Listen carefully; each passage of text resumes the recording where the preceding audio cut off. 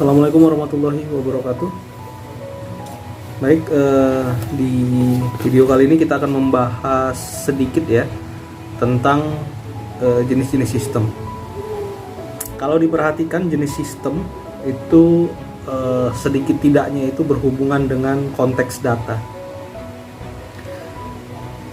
Kenapa begitu? Karena pada dasarnya ya, ketika kita mengcapture sistem atau melihat gambaran sistem itu secara tertulis dan terdokumentasi, maka pada dasarnya yang kita tulis dan kita dokumentasikan tadi adalah data. Welcome to data. Data bisa kita katakan secara sederhana adalah representatif atau cerminan dari kehidupan nyata kita. Ya, Anda pasti sudah tahu ya, kehidupan nyata kita itu rumit, kompleks, dan kadang-kadang susah untuk dideskripsikan. Nah, sama seperti kehidupan, data itu bisa kompleks, bisa tak terdefinisikan. Bahkan kalau kita tidak paham merepresentasikannya dengan baik, maka data itu adalah bilangan-bilangan yang rumit. Kalau sudah rumit, ya bukan tidak mungkin tidak ada yang bisa mengartikannya dengan baik. Tapi disinilah seninya. Seni di mana kita memberitahu orang lain atau organisasi lain tentang apa yang telah kita temukan lewat data. Kita harus menuliskan inti cerita dari apa yang kita temukan lewat data. Begitu juga orang yang membaca data itu harus menemukan inti cerita yang kita sampaikan tadi. Maka kalau kita ya sebagai orang yang melihat data dan tidak bisa mengartikan apa yang kita lihat dari data itu atau inti pesan yang disampaikan oleh data tersebut, bukan tidak mungkin kita tidak paham dan tidak mengerti data tersebut. Data tersebut hanya seperti bilangan-bilangan acak, bilangan-bilangan yang berada di dalam tabel yang entah apa maksudnya. Ya, tapi teman-teman perlu menyadari data adalah satu-satunya alat yang bisa kita transfer multi dimensi ya. Dan data adalah salah satu atau bisa dikatakan satu-satunya alat kita untuk berkomunikasi dengan orang lain dalam konteks ilmu pengetahuan. So, kita di dalam ruang lingkup ilmu pengetahuan tadi menggunakan data itu sebagai sumber acuan untuk melihat dan merepresentasikan fenomena yang ada. Secara spesifik di dalam ilmu sains, data digunakan dalam proses pengolahan ya, produksi untuk mendapatkan suatu hasil di mana hasil tersebutlah yang akan menjawab permasalahan yang ada. Karena dia sifatnya memecahkan masalah, maka bukan tidak mungkin hasil pengolahan data yang ada tadi itu bisa dijadikan alat untuk menganalisis sesuatu atau fenomena, bahan untuk mengevaluasi ya, bahkan menjadi acuan kita dalam mengambil keputusan. Nah, di dalam manajemen sains, data inilah yang kita olah, data inilah yang kita akan reproduksi, kemudian kita akan analisis.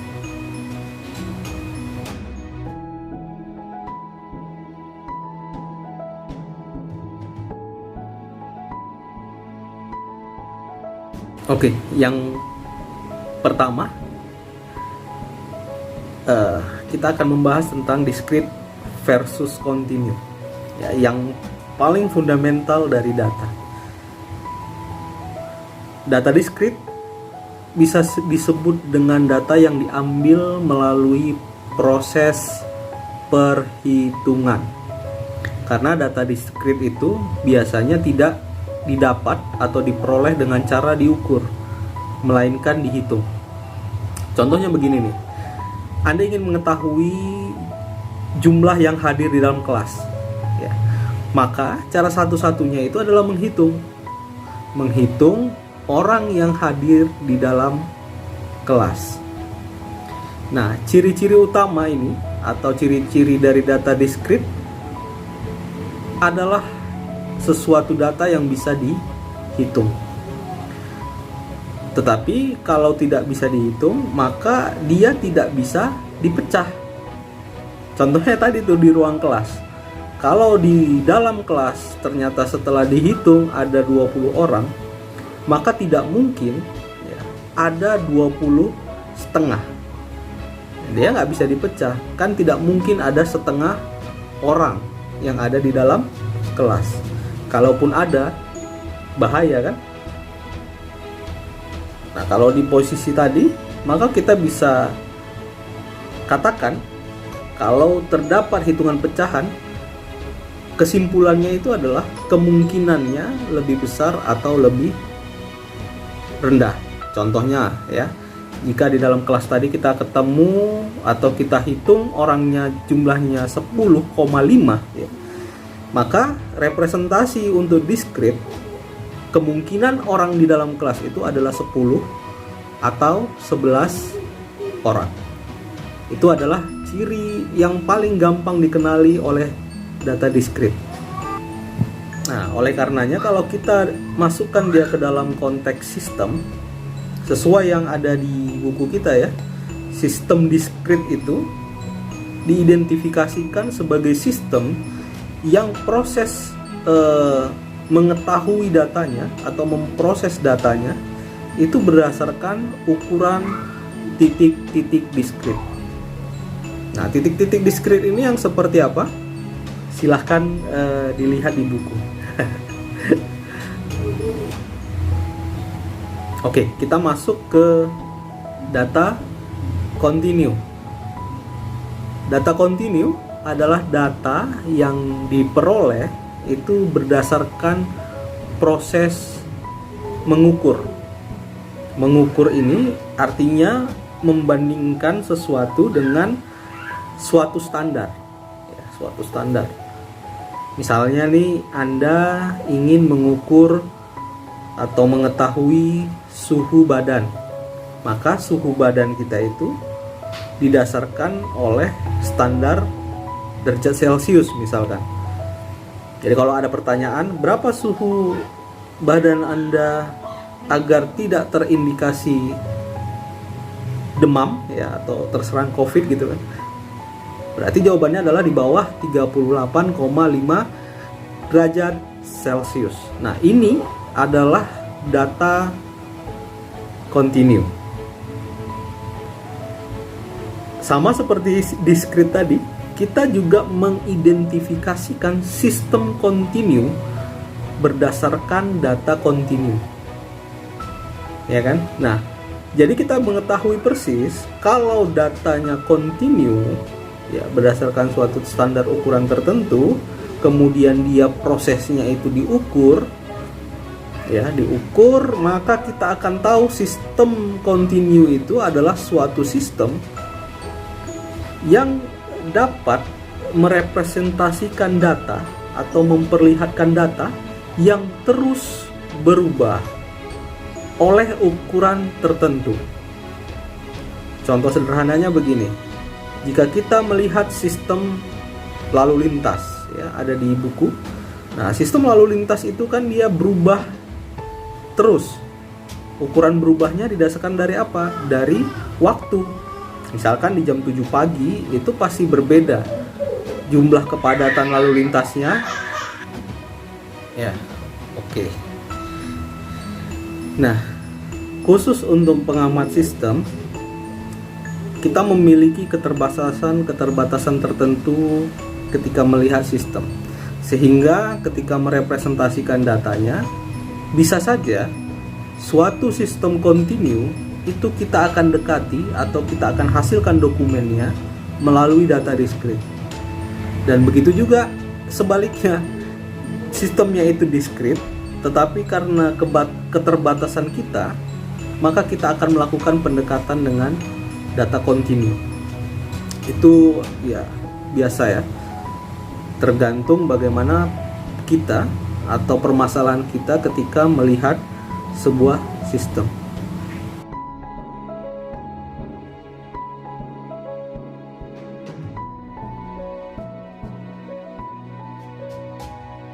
Oke, data yang berikutnya adalah data numerik versus kategorikal.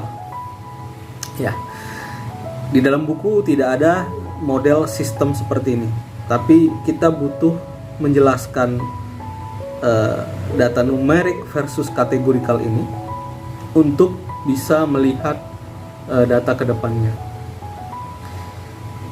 Data numerik versus kategorikal, ya, ini memang lazim kita akan gunakan dalam merepresentasikan data atau mendokumentasikan data. Dikatakan sebagai data numerik jika data ini memiliki arti sebagai sebuah ukuran dan identik dengan angka. Misalkan nih, berapa berat badanmu, ya kan? Atau tinggi badan kita, tekanan darah seseorang. Nah, semua jawaban dari pertanyaan itu kita tahu ya kan, itu jawabannya pasti angka. Begitu juga kalau pertanyaannya berapa jumlah mahasiswa yang ada di ruangan ini, atau jumlah gigi kita saat ini ada berapa. Kalau di awal kita tahu ya, yang pertama tadi adalah data kontinu, yang kedua adalah data diskrit ya.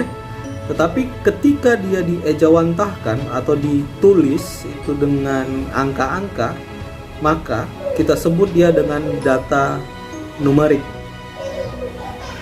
Data numerik ini nanti adalah data yang paling banyak kita temukan, ya, atau data yang paling banyak kita akan dokumentasikan.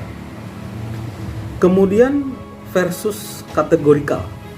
Nah, ada beberapa data yang kita tidak bisa ukur ya, baik itu secara diskrit ataupun kontinu. Kita tidak bisa ukur, kemudian kita tidak bisa langsung menghitungnya. Maka kita akan mendekati data tersebut dengan model kategorikal ini. Atau bisa kita sebut dengan data yang dapat dikelompokkan terbagi berdasarkan karakteristik masing-masing. Misalnya, status seseorang di dalam KTP, ya kan? Status perkawinan, atau jenis kelamin kamu, hobi, dan apapun itu adalah kategorikal. Model-model data kategorikal. Dalam prosesnya, ya, kategorikal ini harus didekati dengan pendekatan numerik untuk bisa dihitung atau diproses dengan alat-alat pemproses statistik. Jadi misalkan ya, berapa persentase jumlah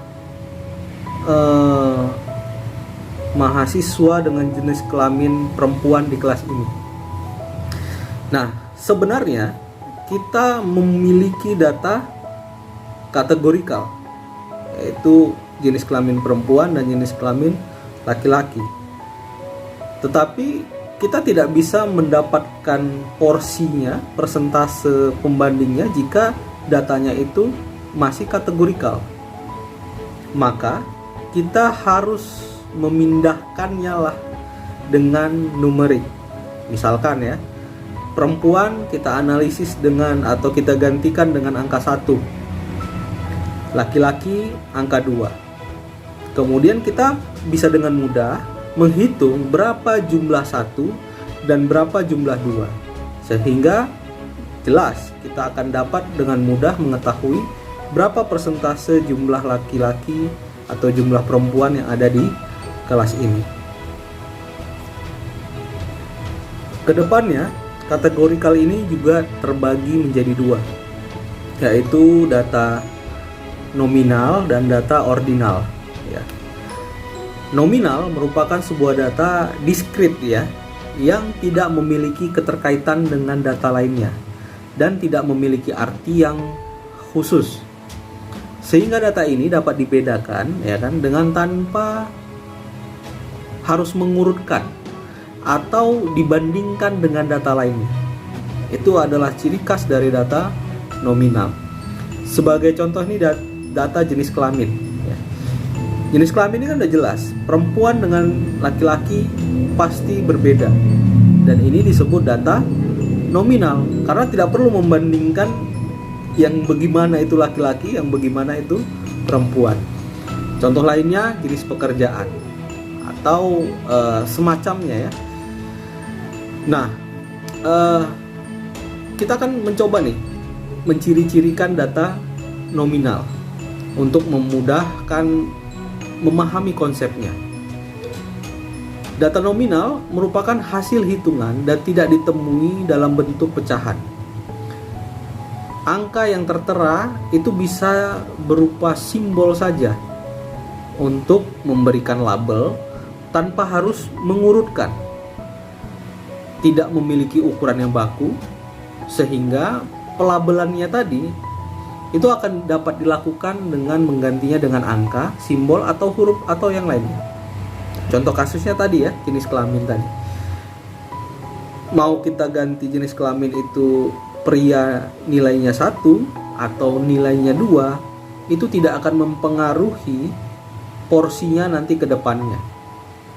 Coba saja hitung. Nah, yang kedua adalah data ordinal.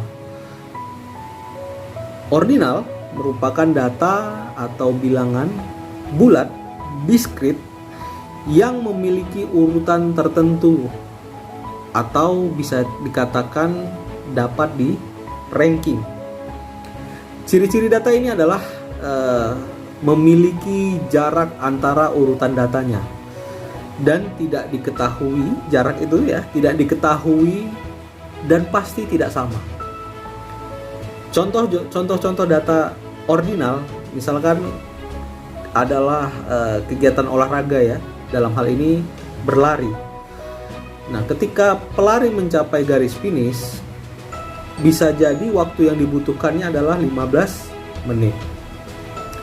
Nah, orang yang finish berikutnya itu kan bisa jadi di atas 15 menit. Nah, di atas 15 menit ini kita tidak tahu persis hingga kita tahu ukuran pastinya. Ukuran pastinya berapa nih? 30 menit, 40 menit, dan sebagainya. Begitu juga yang finish ketiga, keempat, dan seterusnya. Dengan artian ya, begini ya, jarak waktu tempuh antara juara pertama dan kedua dan seterusnya itu bisa berbeda-beda. Itu adalah data ordinal. Oke, data-data tadi bisa kita temui di model sistem-sistem kita yang akan kita pelajari selanjutnya. Dan inilah yang akan kita hitung ya, fondasi-fondasi yang akan kita kalkulasi dan proses untuk mendapatkan hasil ya, atau temuan terhadap permasalahan yang kita hadapi saat ini. Oke, dengan mengetahui penjelasan data-data tadi, maka kita akan mengetahui bahwa selain sistem diskrit dan sistem kontinu, ada kemungkinan sistem lainnya. Baik itu sistem terbuka atau tertutup, ya kan? Atau bisa sistem deterministik dan sistem probabilistik. Biasa sistem terbuka lawannya sistem tertutup, dan deterministik itu lawannya pasti probabilistik. Nah, untuk definisi jelasnya silahkan teman-teman bisa baca di buku. Baik, sekian materi tambahan ya di luar dari buku untuk kita bisa pahami dan teman-teman sudah mengerti bentuk-bentuk sederhana dari data. Oke, terima kasih atas perhatiannya. Wabillahi taufiq wal hidayah. Wassalamualaikum warahmatullahi wabarakatuh.